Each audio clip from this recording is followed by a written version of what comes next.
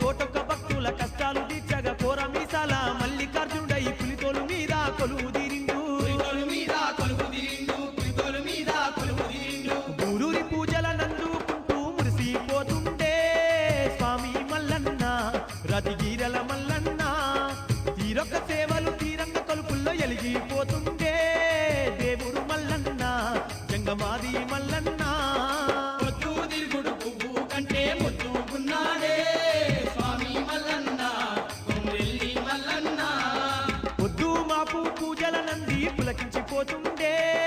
దేవుడు మల్లన్న దేవరాజు